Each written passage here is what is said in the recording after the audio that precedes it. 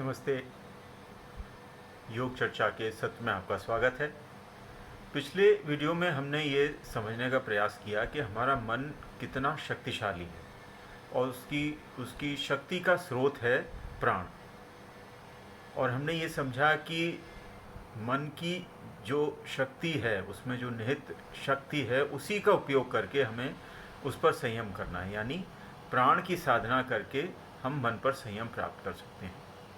जिस तरह से क्रिकेट में वो फास्ट बॉलर बहुत तेज़ी से बॉल फेंकता है बैट्समैन को भ्रमित करने के लिए, उसको कंफ्यूज करने के लिए, लेकिन जो एक्सपर्ट बैट्समैन है वो उसी के पेस को यूज़ करके बॉल को बाउंड्री के बाहर भेज देता है।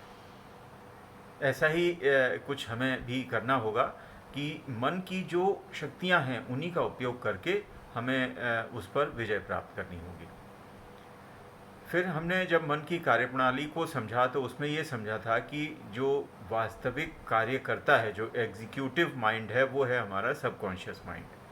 और जो हमारा चेतन मन है यानी कॉन्शियस माइंड, जो हमारी सेंस ऑर्गन से जुड़ा हुआ है, वो केवल उसको कस्टमाइज करता है, उसको संस्कारित करता रहता है कि आपको इस तरह से काम करना है। और फिर हमने ये भी समझा कि जो भी संस्कार हमारे सबकॉन्शियस माइंड पे अभी तक जो आ गए हैं, उनका तो हमें फल भोगना ही पड़ेगा। मतलब जिस तरह से हमने उसको संस्कारित कर दिया है अभी तक, वैसा ही वो हमें हमें हमारे आगे आने वाले जीवन में रिस्पॉन्ड करेगा। लेकिन आगे आने वाले जीवन में हम अपने सबकॉन्शियस माइंड को थोड़ा सा मॉडिफाई कर सकते हैं अकॉर्डिंग टू आवर विश, कि हम उसको पॉजिटिवली चार्ज करें। मतलब जो हमारी नेगेटिव कल्पनाएं हैं उनको रोककर केवल पॉजिटिव कल्पनाओं को यदि हम अपने सबकॉन्शियस माइंड तक जाने देंगे, तो आगे आने वाले जो हमारा जीवन है उसको हम रिलेटिवली सुधार सकते हैं। पिछले वीडियो में हमने निष्काम कर्म के बारे में बात की थी।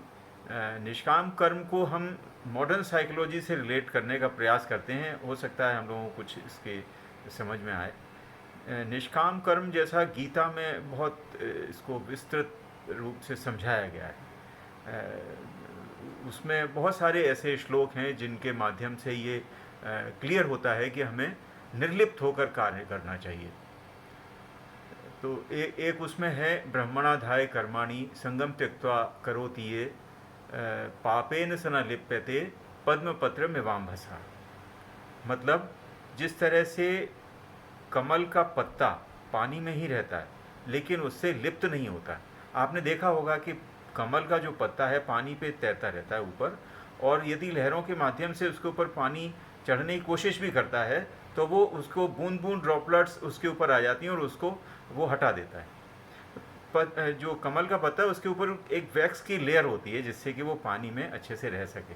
तो ये एक एग्जाम्पल दिया है भगवान कृष्ण ने कि आपको कर्म तो करने हैं, कर्म में बिल्कुल आप्लावित रहना है, बिना कर्म किए रह ही नहीं सकते आप।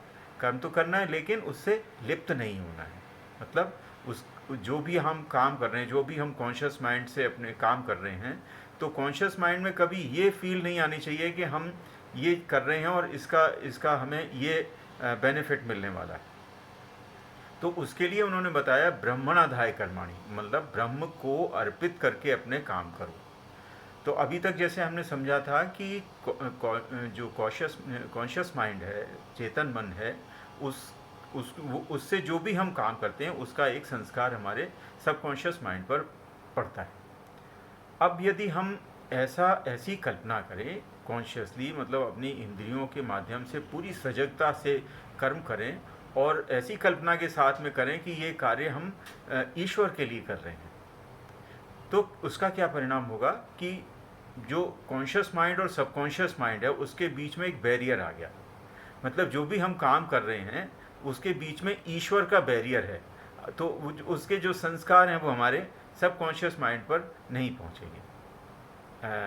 तो इस प्रकार से हम जो हैं वो निष्काम कर्म करने की आर्ट को सीख सकते हैं यदि हम जो गीता में बताया हुआ है इसको थोड़ा सा फॉलो करें। तो आगे आने वाले वीडियो में हम और इसके बारे में थोड़ा जानेंगे कि कर्म के सिद्धांत क्या हैं, गीता में क्या सिद्धांत बताए हैं, और महर्षि पतंजलि ने अपने योग दर्शन में किस तरह से कितने प्रकार के कर्म बताए हैं और क्या उनका सिद्धांत है, वो किस तरह से हमें फल देते हैं, और हमारे आगे आने वाले जीवन या जो आगे आगामी जीवन है वो उससे कैसे निर्धारित होते हैं।